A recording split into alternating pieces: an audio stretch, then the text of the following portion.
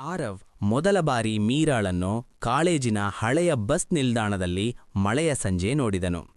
ಗಾಳಿ ಜೋರಾಗಿ ಬೀಸುತ್ತಿತ್ತು. ಮೀರಾ ತನ್ನ ಪುಸ್ತಕಗಳನ್ನು ಎದೆಗೆ ಅಪ್ಪಿಕೊಂಡು ಛತ್ರಿಯನ್ನು ಹಿಡಿದುಕೊಳ್ಳಲು ಹೋರಾಡುತ್ತಿದ್ದಳು. ಆರವ್ ಯೋಚನೆಯಿಲ್ಲದೆ ಅವಳ ಬಳಿ ಹೋಗಿ ತನ್ನ ಛತ್ರಿಯನ್ನು ಇಬ್ಬರ ಮೇಲೂ ಹಿಡಿದನು.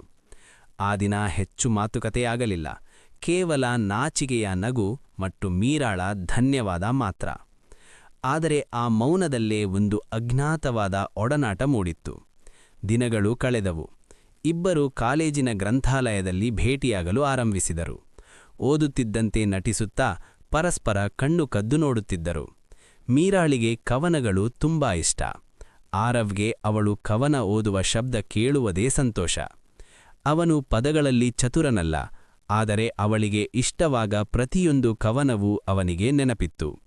ಒಂದು ಸಂಜೆ ಸೂರ್ಯ ಅಸ್ತಮಿಸುತ್ತಿದ್ದಾಗ ಮೀರಾ ಹೊಸ ಉದ್ಯೋಗಕ್ಕಾಗಿ ನಗರವನ್ನು ಬಿಟ್ಟು ಹೋಗಬೇಕೆಂದು ಹೇಳಿದಳು. ಆರವ್ ಮನಸ್ಸು ಭಾರವಾಯಿತು. ಆಕೆ ಮಾತು ಮುಗಿಸುವ ಮುನ್ನವೇ ಅವನು ಒಂದು ಚಿಕ್ಕ ನೋಟ್ಬುಕ್ ಕೊಟ್ಟನು. ಅದರಲ್ಲಿ ಅವಳ ಮೆಚ್ಚಿನ ಕವನಗಳ ನಕಲು ಮತ್ತು ಕೊನೆಯ ಪುಟದಲ್ಲಿ ಒಂದು ವಾಕ್ಯ: ನೀನು ಎಲ್ಲಿಗೆ ಹೋದರೂ ನನ್ನ ಹೃದಯ ನಿನ್ನ ಹಿಂದೆ ಶಾಂತವಾಗಿ ಬರುತ್ತದೆ.